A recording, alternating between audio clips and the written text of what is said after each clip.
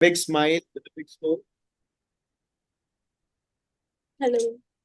Finally, a big smile with a big score. Yes, it's all because of you and ma'am. नहीं नहीं, it is all because of your hard work and dedication. अभी भी प्रज्ञा तिवारी लिखा हुआ है, इसको doctor प्रज्ञा तिवारी करो अब। Yes, it's you. हम था ना, एक यही तो इसी के लिए तो इतने साल मेहनत की, इतने साल वेट किया है कि वो दो शब्द लग जाए बस नाम के आगे, है ना। And this has to be the proudest moment yes, yes, to see, like all of you getting so successful. yes. Right, ये हुई ना बात, अब लग रहा है कि हाँ अब रिजल्ट आया है हमारा। So good. So Pragya, how is the feeling right now? Sir बहुत अच्छा। लाइक अभी तक ऐसा बिलीव नहीं हो रहा है कि रिजल्ट आ गया, पास हो गए। एंड इतना व्हाई इज इट expected- सो? मेहनत कुछ कम रह गई थी, थोड़ी सी कमी रह गई थी, ऐसा कुछ? नहीं, बस लास्ट टाइम ऐसा थोड़े से मार्क्स से रह गया था, तो फिर इस बार भी बिलीव नहीं हो रहा था कि पास होंगे नहीं होंगे ऐसा। But finally you have made it. हाँ सो प्रज्ञा, now you had a past experience and you have an experience now.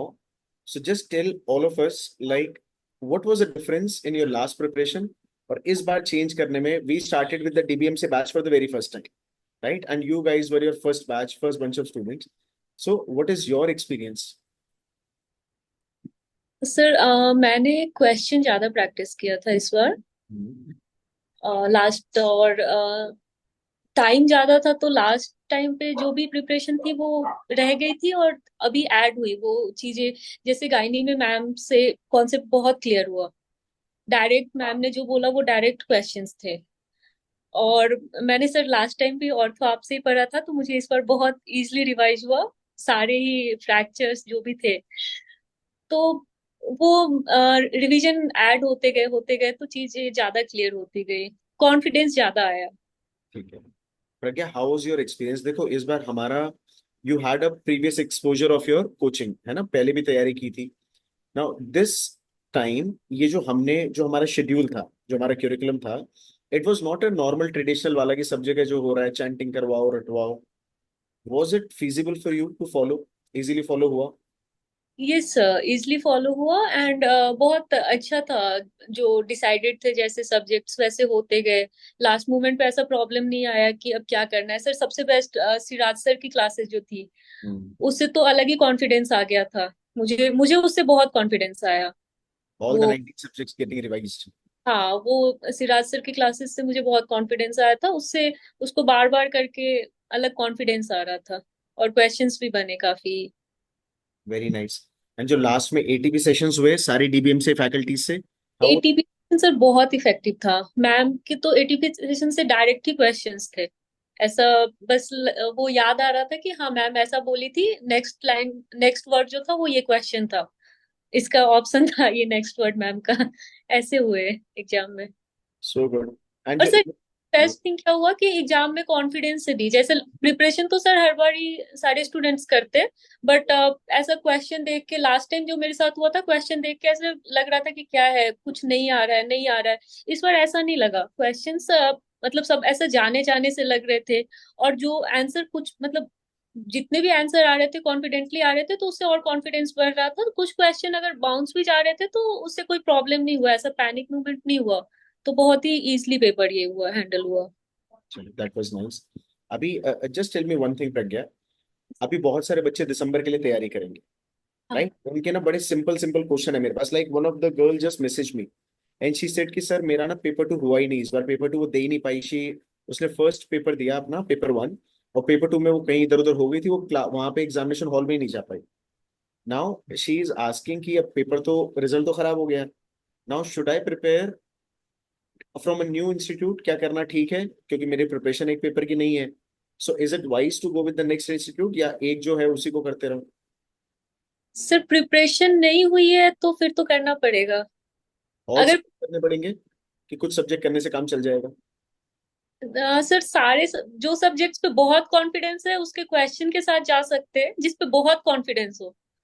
और नहीं तो अभी तो अच्छी खासी टाइम है, तो अगर सारे सब्जेक्ट्स करते हैं अच्छे से तो ये अच्छी बात रहेगी। अपने नोट्स बनाने चाहिए कि कुछ भी जो रैंडम वीडियो मिल रहा है, जो रैंडम नोट्स मिल रहे हैं, उनको करने से काम हो जाएगा? सर अपने नोट्स बनाने चाहिए। मेरे साथ सबसे बड़ी प्रॉब्लम हुई थी मेरा, और नोट्स लिख के बनाने चाहिए। मेरे लास्ट 1 मंथ पहले मेरा आईपैड डेड हो गया अचानक से, और मेरे एक भी नोट्स नहीं बचे।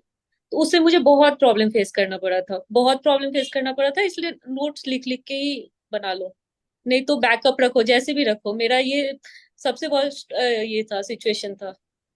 But any how you made still best out of it. हाँ, तो वो इसलिए मुझे सिराज सर की क्लास, मैम की एटीपी सेशन, ये सब मेरे लिए बहुत हेल्पफुल था। मैं लास्ट टाइम जितनी भी क्लास की थी, मेरे सारे नोट्स गायब हो गए। Oh, that was very unfortunate, but हाँ, anyhow the classes were useful. ये सर बहुत यूजफुल था। और सर सारे क्लासेस अच्छे थे, मतलब जितना मुझे चाहिए उतने थे, उससे क्वेश्चंस बने। परफेक्ट। एग्जाम में when you are giving the exam FMG वाला, सो हाँ उस टाइम पे were you able to recall the same things जो क्लास में किसी किसी फैकल्टी बोलते हैं ना, जैसे साक्षी मैम बोलती रहती है हाँ एक हाँ। में तो ये वाला क्वेश्चन, इसके आगे ये वाला वर्ड आना है, right? You are able to recall from most of the subjects. हाँ सर, ऑप्था में भी ऐसा हुआ, बहुत सारे सब्जेक्ट्स में ऐसे हुए। परफेक्ट। क्या एडवाइस दोगे जो दिसंबर के लिए बच्चे तैयारी कर रहे हैं? क्या एडवाइस देना चाहोगे? कुछ 3 4 5 लाइंस जो उनके लिए बहुत काम आनी चाहिए दिसंबर के लिए। रिलैक्स माइंड से पढ़ना है, स्ट्रेस नहीं लेना है, जो कि मैं लास्ट टाइम ली थी। और जितना पढ़ो अच्छे से पढ़ो, उसको क्वेश्चन करते जाओ, और माइंड को एकदम रिलैक्स रख के जो भी इंस्टीट्यूट फॉलो करना है, जो भी उस पर ट्रस्ट करके कंटिन्यू करो। बहुत सारे एडवाइस देते, बहुत एडवाइस देते, ये कर लो, ये कर लो। एग्जाम से एक दिन पहले तक भी फ्रेंड्स अलग अलग एडवाइस आके देते रहते हैं। एक चीज को फॉलो करो और एकदम smoothly. And how are our workbooks, Pragya? You have seen all the workbook, you have followed all the workbook. How are the workbooks that we have given? It's nice sir. सारे में pictures थे, and content भी sufficient था। जो last में जो image based session था in our round two basically, so how was it? Round two sessions of all the clinical subject जो जो इमेजेस आई थी। सर उससे ही मेन कॉन्फिडेंस आया। जो लास्ट में एक रहता है कि सब पढ़ सारा लेते हैं, लेकिन लास्ट मोमेंट पे जो कॉन्फिडेंस आता है, वो उसी से आता है जब अब ठीक से प्रिपरेशन हुई है, तो वो चीजें फिर रिकॉल होते रहती है। उस टाइम पे भी कॉन्फिडेंस आता है कि मुझे ये चीजें आ रही है, और उस पे फिर ज्यादा कॉन्फिडेंस आ जाता है। एग्जाम में हम श्योर हो जाते हैं, कंफ्यूजन नहीं होती कि मुझे ये ऑप्शन है, ये भी ऑप्शन है, क्योंकि ऑप्शन क्लोज वन रहते हैं एग्जाम में। ऑप्शन क्लोज रहते हैं तो उसमें कॉन्फिडेंस चाहिए। वो चीज इससे आई थी।